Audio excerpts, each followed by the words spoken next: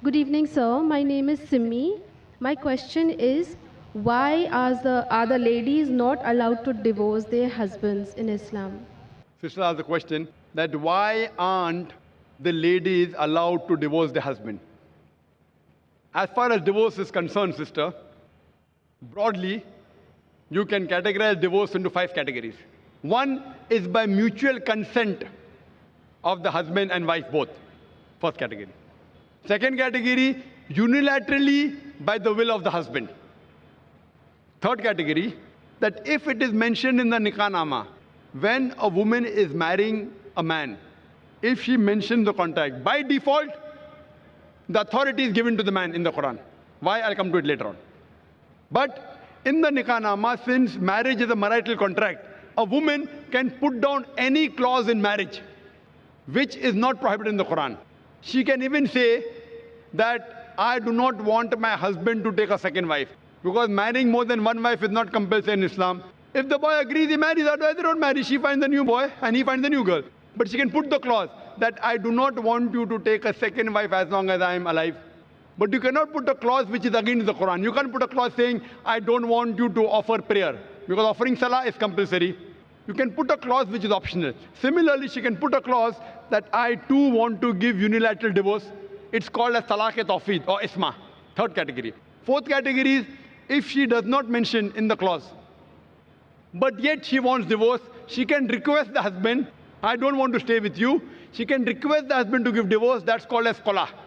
And the fifth category, if the husband does not agree, and if the husband ill-treats her, she can go to the qazi, she can go to the judge, and she can take nikah-e-fask. That means nullification of the marriage. If the husband ill-treats her, does not give her her rights, she can go to the judge and she can nullify the marriage. So even a woman can take divorce. But under normal circumstances, the man has been given the authority. Why? Because in marriage, the person who's the loser is the man, not the woman. The woman gains. If you heard my talk last week on last Saturday, in the talk, Women's Rights in Islam, Subjugated or Protected, I mentioned that during marriage, the woman is on the receiving side. The Quran says in Surah Nisa, chapter 4, verse number 4, that give to the woman in marriage a marital gift, mahr. In marriage, it is the husband who gives to the would-be wife an amount, a mahr. And mahr can be any amount. So imagine, before she's married, it's the duty of the man, duty of the father and the brother.